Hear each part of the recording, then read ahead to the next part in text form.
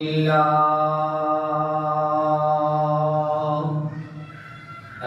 لله رب العالمين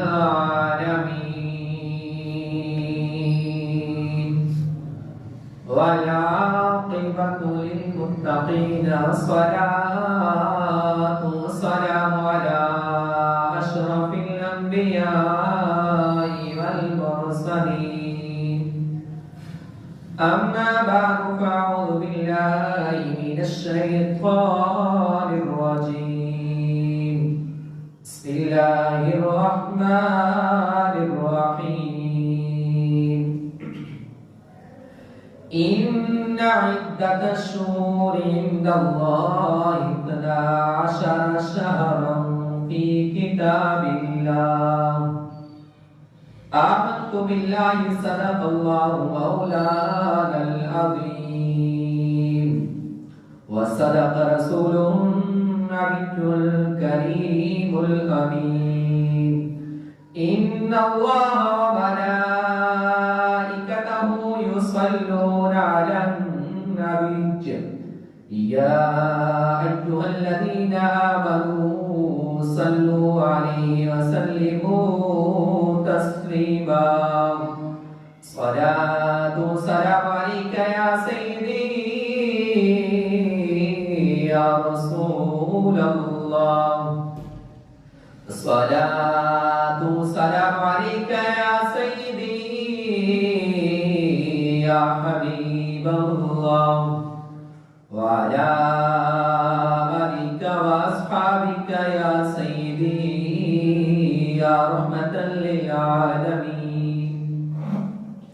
تمام حمد و ثنا خالق ارض و سما کے لیے اور تمام درود و سلام نبی مکرم شفیع معظم صلی اللہ علیہ وآلہ وسلم کی عظیم بارگاہ پیش کرنے کے بعد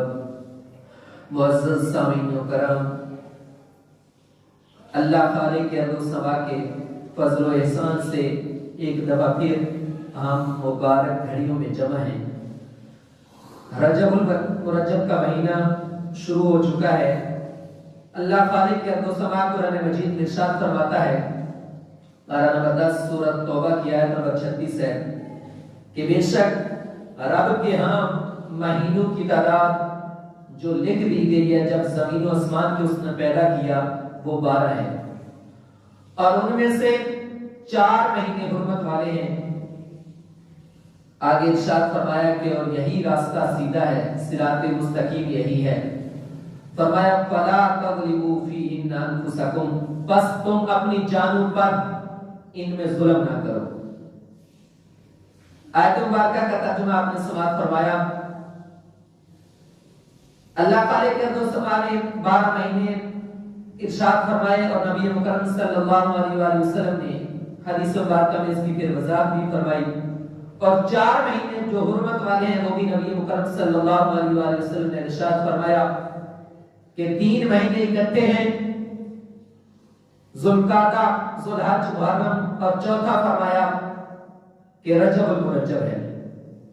اب آگے رب ارشاد فرماتا ہے کہ یہ 4 مہینے حرمت والے ہیں، یہی سیدھا راستہ ہے، اور فرمایا کہ ان میں اپنی جانوں پر ظلم نہ کرو۔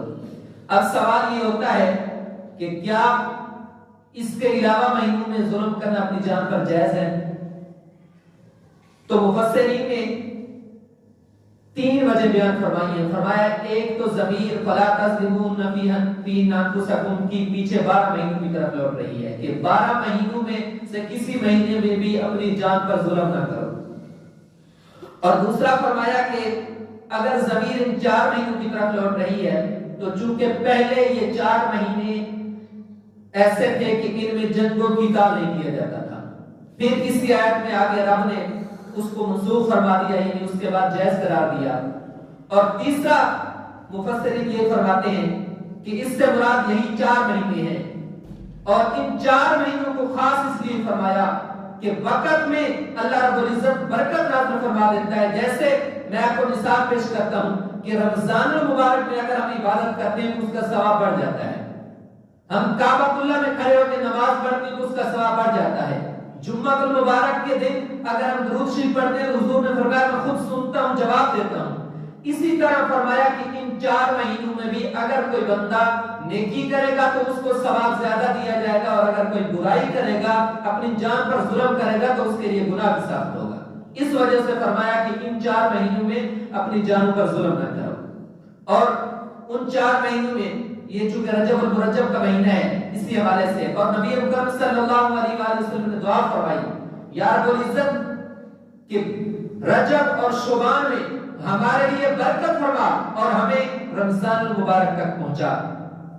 ام المؤمنین حضرت عائشہ صدیقہ رضی اللہ تعالی عنہا فرماتی ہیں کہ نبی محتشم صلی اللہ علیہ وآلہ وسلم رمضان المبارک کے بعد سب سے زیادہ روزے رجب المرجب اور شعبان المعظم میں رکھا کرتے تھے۔ اور ایک روایت میں آتا ہے کہ نبی اکرم صلی اللہ علیہ وآلہ وسلم نے ارشاد فرمایا کہ رجب اللہ رب العزت کا مہینہ ہے، اور فرمایا کہ شعبان میرا مہینہ ہے اور رمضان المبارک میری امت کا مہینہ ہے۔ تو یہ ایسا مقدس مہینہ ہے جس کو رب نے بھی قرآن مجید میں حرمت والا مہینہ ارشاد فرمایا۔ اور عبد الرحمن الصفوری الشافعی فرماتے ہیں کہ رجب المرجب بیج بونے کا مہینہ ہے، اور شعبان المعظم آب پاشی کا مہینہ ہے، اور رمضان المبارک فصل کاٹنے کا مہینہ ہے۔ یعنی اگر آپ اس مہینے میں عبادت کرو گے اور شعبان المعظم میں اللہ رب العزت کے حضور توبہ کرو گے، اپنے آنسو بہاؤ گے، تو پھر جا کے اللہ رب العزت کا فضل و کرم رمضان المبارک پاؤ گے۔ اور پھر دوسری جگہ عبد الرحمن الصفوری الشافعی فرماتے ہیں کہ رجب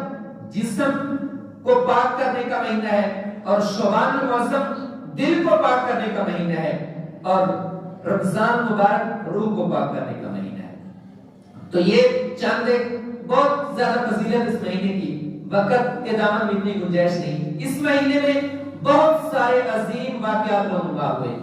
جن میں سے اتنا وقت نہیں کہ سب کے بارے میں اشارہ کیا جائے۔ مشہور جو ہے خواجہ غریب نواز رحمت اللہ علیہ کا یوم وصال ہے 6 رجب المرجب کو۔